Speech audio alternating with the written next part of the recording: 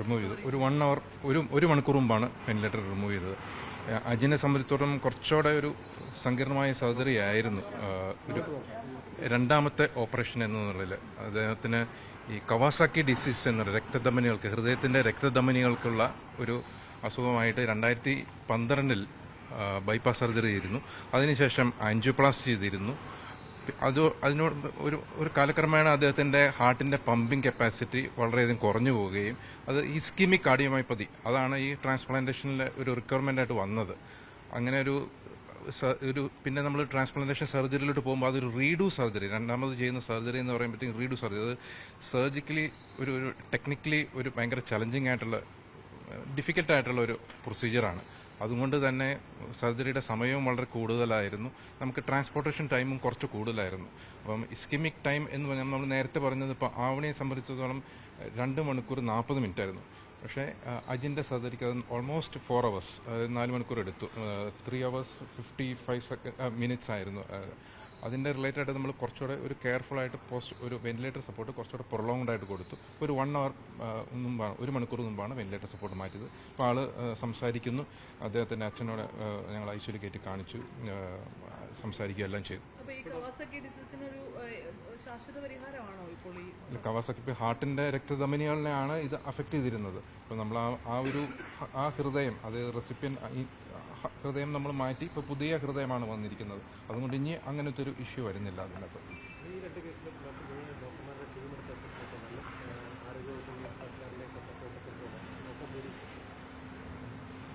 തീർച്ചയായിട്ടും ഈ brain transplant programme എന്ന് പറയുന്നത് കുറച്ച് ഡോക്ടേഴ്സ് വിചാരിച്ചാൽ മാത്രം നടക്കുന്നൊരു കാര്യമല്ല. അതൊരു വലിയൊരു ടീം വർക്കാണ്.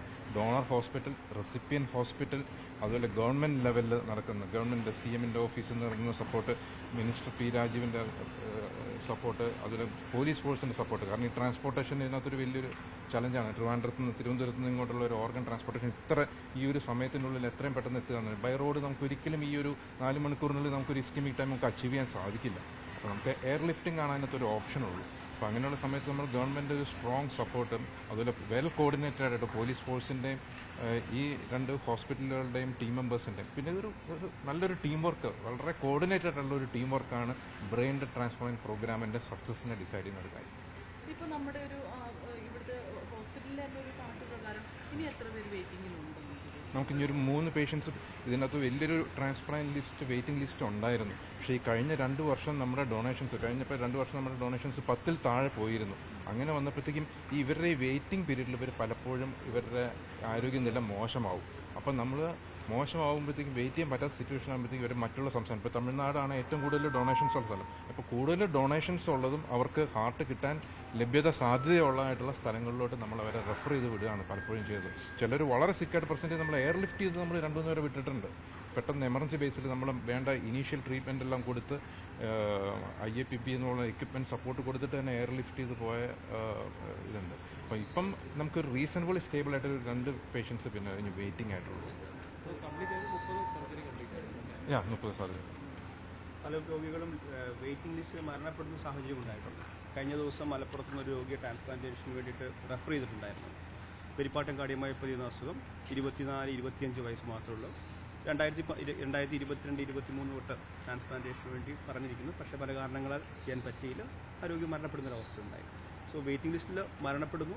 വെയിറ്റിംഗ് ലിസ്റ്റ് നമ്മുടെ അവയവം ലഭിക്കാത്തത് മൂലം പല സ്ഥലങ്ങളിലേക്ക്, ചെന്നൈ, ബാംഗ്ലൂർ പല സ്ഥലങ്ങളിലേക്ക് പറഞ്ഞു വിടേണ്ട ആവശ്യം വരുന്നു.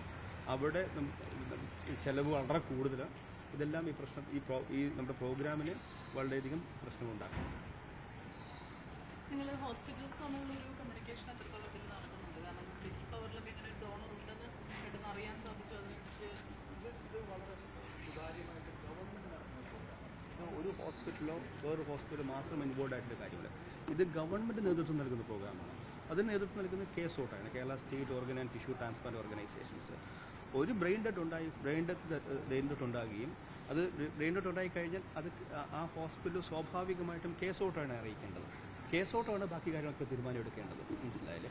അത് ആർക്കൊക്കെ ഓർഗൻ അലോട്ട് ചെയ്യണം, ഏത് ഹോസ്പിറ്റലാണ് അലോട്ട് ചെയ്യേണ്ടത്, അതിൻ്റെ പ്രയോറിറ്റി എന്താണ്, അതിൻ്റെ മാനദണ്ഡം, ഇതെല്ലാം വളരെ സുതാര്യമായിട്ടൊരു പ്രോഗ്രാമാണ്. ആ പ്രോഗ്രാം വഴി കേസ് ഓട്ടം നിശ്ചയിക്കുകയാണ് ഇന്ന ഹോസ്പിറ്റലിലേക്കാണ്. സോ സ്വാഭാവികമായിട്ടും ഹോസ്പിറ്റലിലേക്ക് ഇൻഫർമേഷൻ വരികയും അതിനുശേഷം ആ ഹോസ്പിറ്റലിൽ പോയി നോക്കുന്നു, ഞങ്ങൾക്ക് എടുക്കാൻ പറ്റുന്നവണ്ണം തീരുമാനിക്കുന്നു, അല്ലെങ്കിൽ എടുക്കാൻ പറ്റുന്നില്ല തീരുമാനിക്കുന്നു, അങ്ങനെ അതാണ് അതിൻ്റെ പ്രോസസ്സ്. സോ ഒരു ഡോക്ടറോ മറ്റൊരു ഡോക്ടറോ, ഒരു ഹോസ്പിറ്റലോ വേറൊരു ഹോസ്പിറ്റലോ, അല്ലെങ്കിൽ ഒരു മാനേജ്മെൻറ്റ് ഒന്നും വിചാരിച്ചത് ഇത് സ്റ്റേറ്റ് സ്പോൺസേഡ് ആയിട്ടുള്ള, സ്റ്റേറ്റ് മോണിറ്റേഡ് ആയിട്ടുള്ള, സ്റ്റേറ്റിൻ്റെ മൊത്തം ഉത്തരവാദിത്തം മാത്രം നടക്കുന്ന ഒരു കാര്യമാണിത്. ഇത് കുട്ടിയുടെ പ്രായം ശസ്ത്രക്രിയ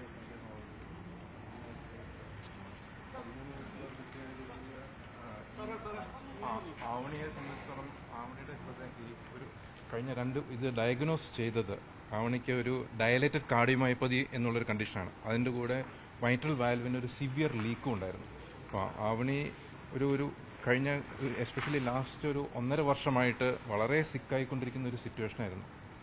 ഇന്നലെ തന്നെ ഈ സർജറിയുടെ സമയത്ത് ആവണിയുടെ ചെസ്റ്റ് തുറക്കുമ്പോഴത്തേക്കും ഹാർട്ട് വളരെ മോശമായിട്ടുള്ള ഒരു സിറ്റുവേഷനിലാണ്. അപ്പം ഈ വരുന്ന ചിലപ്പോൾ ഈ ഒരു സമയങ്ങളിൽ ഒരു ട്രാൻസ്പ്ലാന്റേഷൻ നടന്നില്ലായിരുന്നെങ്കിൽ ചിലപ്പോൾ ആ കുട്ടിക്ക് എന്തെങ്കിലും ഒരു മേജറായിട്ടുള്ള ഒരു എന്തെങ്കിലും ഈവൻറ്റ് സംഭവിച്ചിരുന്നില്ല, കാർഡിയക് അറസ്റ്റ് പോലുള്ള ഒരു ഈവൻറ്റ് ചിലപ്പോൾ സംഭവിക്കാവുന്ന ഒരു സിറ്റുവേഷനായിരുന്നു.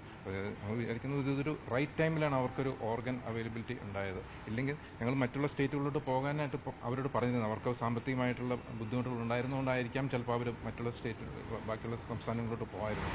അവരോട് ഞങ്ങൾ കഴിഞ്ഞ ഒരു 6 months മുമ്പ് തന്നെ ഞങ്ങൾ പറഞ്ഞിരുന്നതാണ് വേണമെങ്കിൽ ബാക്കിയുള്ള സംസ്ഥാനത്തിലോട്ട് പോകും, കണ്ടീഷൻ മോശമായിക്കൊണ്ടിരിക്കുക എന്നുള്ളത്.